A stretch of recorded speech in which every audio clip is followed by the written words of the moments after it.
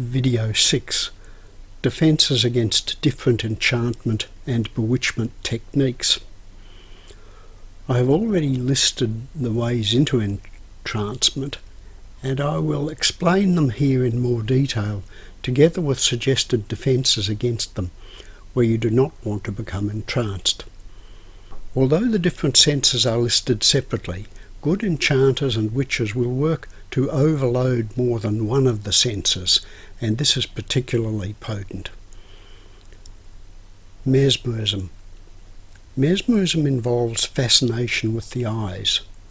One friend of mine was talking about her employer, and she made the comment, "The way he looks at you." As it happened, the employer was a well-known hypnotist. Psychopaths can mesmerise people. You can pick it if you know what to look for. It is a predatory look. It combines intentness with a complete lack of humanity. Their eyes are like marbles.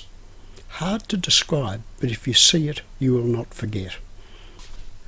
This is probably the evil eye, the malocchio, which the Italians and southern Europeans fear. Many people are amateur mesmerists who just pick mesmerism up intuitively, or who have learnt from having it done to them. Also, salespersons are sometimes taught it. You have probably heard the phrase, "Who blinks first loses the deal." Salespersons, like mesmerists, are taught not to blink. Defences against mesmerism. Do not look into the mesmerist's eyes, but look at the bridge of their nose or just to the side of the right eye. You can train yourself to look people in the eye by looking at your own eyes intently for minutes at a time in a mirror. This is an exercise taught in mesmerism courses. If you have to break the gaze, do it positively without appearing to give way. Do not slide your eyes away or shift your eyes from side to side of the mesmerist's face, from one side to the other. That's called rabbit's eyes.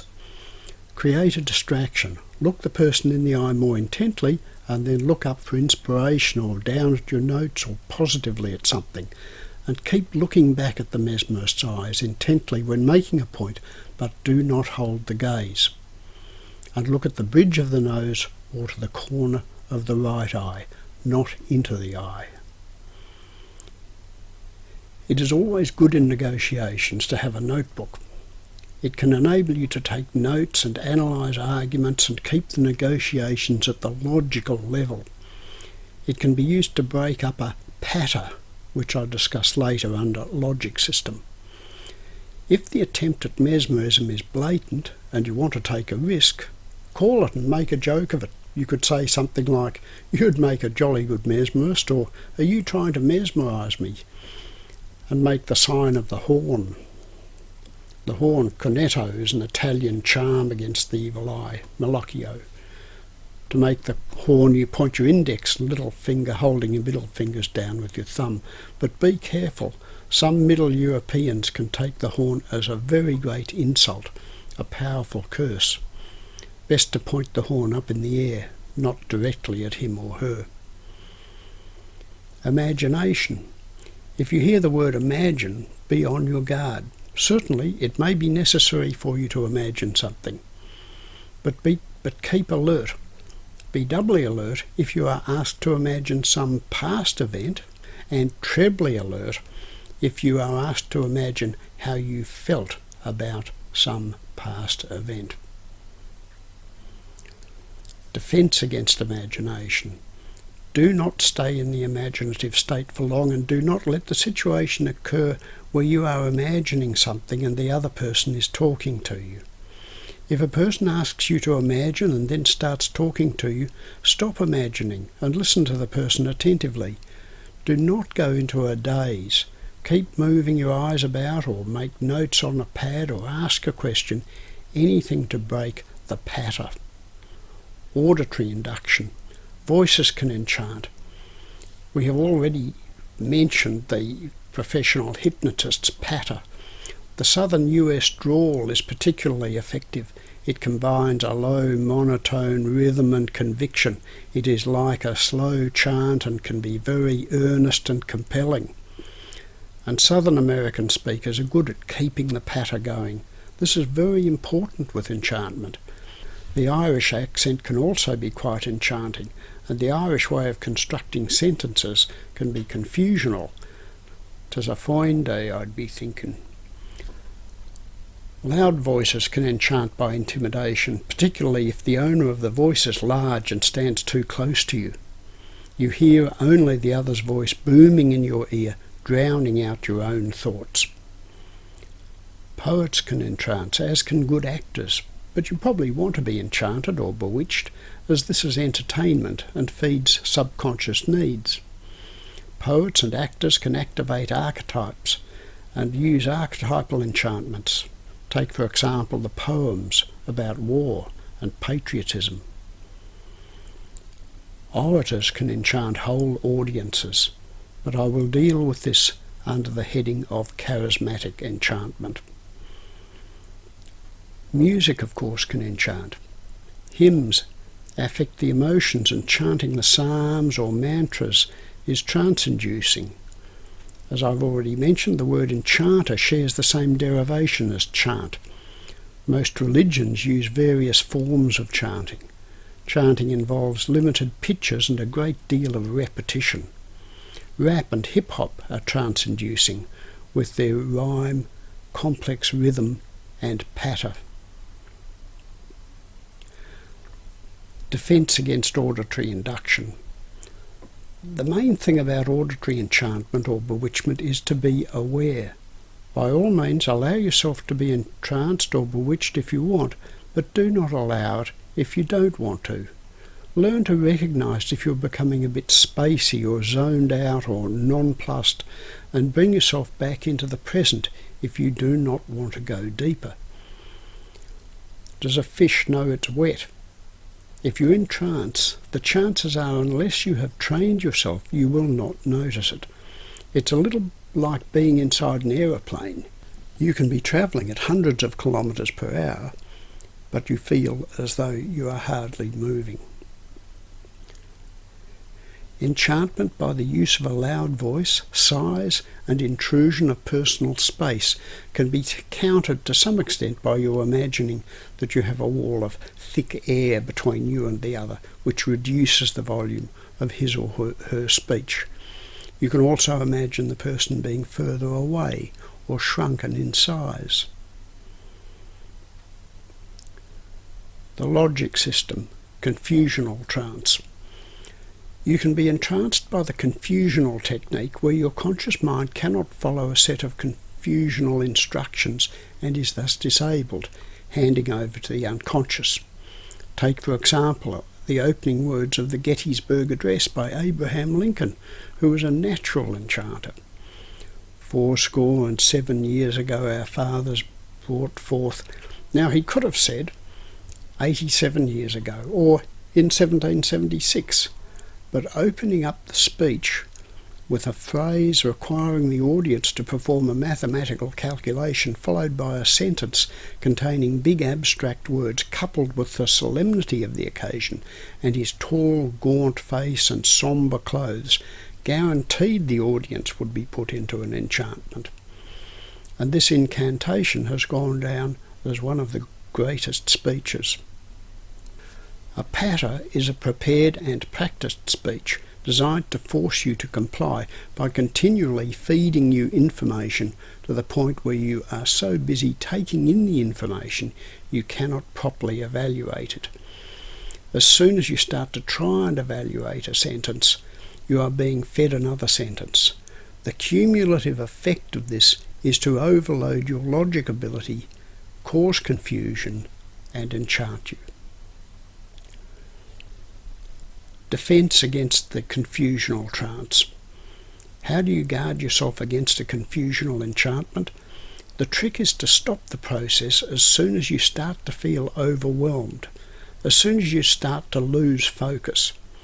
The confusional enchantment continues to build as information is piled on information. The enchanter wants you to give up trying to analyse and once you have switched off, the rest of the message can go through to the unconscious without conscious vetting.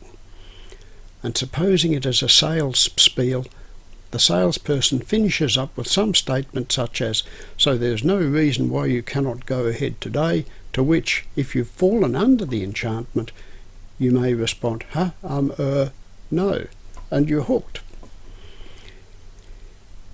If you're alone with the enchanter, you should stop the enchanter as soon as you begin to lose track. Get the other to spell it out, sentence by sentence. Make notes. A notebook is invaluable as it breaks the patter. It slows the person down and reduces things to simple sentences. If the enchanter objects, ask for the information in writing and ask for time to consider it. If you do not understand, do not be ashamed to say so. The statement, "I don't understand," is very powerful. Another useful sentence is, "Could you put that another way?" If you're in a large group, just stay alert. Pick out parts and jot down questions to ask. Never be embarrassed to say you did not understand. Ask for something in writing that you can spend time over. It's very good to have a higher authority. I'll explain this more under charms lined up, because then you can say something like, "That was interesting, but I need to run this past my father, the board, my bank, my wife, whatever. And I need something in writing I can show them. Something in small words that I can explain simply. If I can't explain it to them simply, I'm afraid they'll just not go along with it." Sensory system. Our sensory systems can be entranced by the built environment. In churches and most places of worship, the feeling of awe generated by the numinous function and symbolism, coupled with the natural relaxation associated with the peaceful atmosphere, promotes entrancement. Where there is a romantic association between a couple, simply being close or touching would cause enchantment. Note that, symbolically, the placing of an arm about the waist or neck constitutes encirclement. Encirclement is enchanting because it involves control and protection. At the symbolic level, the person being encircled is controlled by the other, but also enjoys the protection of that other. Actual touching is not necessary. The British East India surgeon James Esdale in the 1840s anaesthetised hundreds of patients using a mesmeric procedure involving the passing of hands over the patient's body for many hours. This form of mesmerism, which is also called animal magnetism, is accomplished by the mesmerist running his or her hands in passes close to the subject's body, though not touching it. The theory is that the hands affect an electric field that surrounds our bodies. Some people overwhelm the sensory system by their very presence. Some politicians can have that effect, as do some sportspersons and some actors and actresses. Some very handsome men or beautiful women can enchant or bewitch you just by being near you. You have a personal space.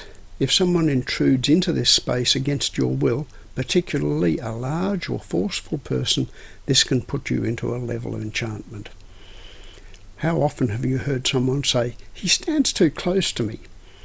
Different people have different personal spaces. What is close for one person will be okay for another. If you are in a group of people, you can, with them, easily fall into a group enchantment. This is described as the herd mentality. Charismatic leaders, good actors and musicians can put their audiences into a group enchantment. This is known as a charismatic trance. Perfume and scent can put you into trance. Churches use censers, incense burners, to add a dimension to the spatial, visual and auditory trance-inducing ambience. Censers have been used in many countries since ancient times. Undetectable pheromones can enchant or bewitch you without you even being aware. Emotions: shock, pain, fear and awe. If you are put into shock, you do not know how you will react. If someone pulls a knife on you, unless you've been trained, you will go into shock and your unconscious will take over. That is why soldiers are drilled again and again, and why they are given realistic combat training. The object is to lessen the shock they will experience in a true combat situation, and to enable them to keep thinking rationally, or at least train their unconscious to respond in the appropriate way. Dealing with high emotional trance. If you are in shock, pain or fear, you will be entranced. The thing is, you must realise you are in trance, or at least there is a very real probability you are. And you must be aware this entrancement can be dangerous if it causes you to respond inappropriately.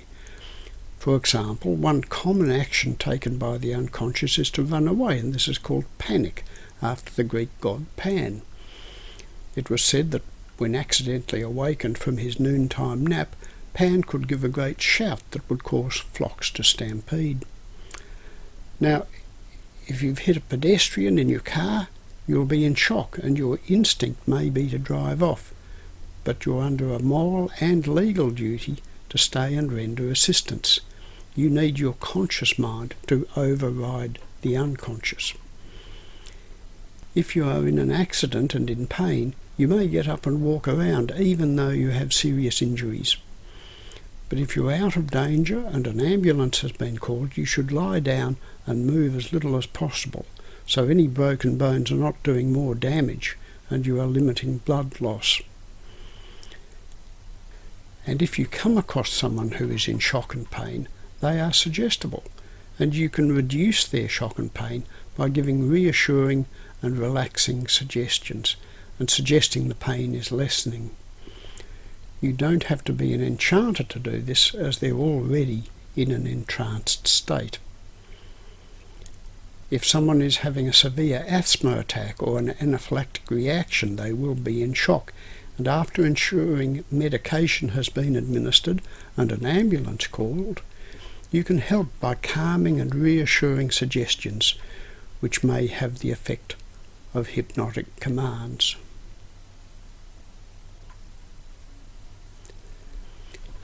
Thank you for listening.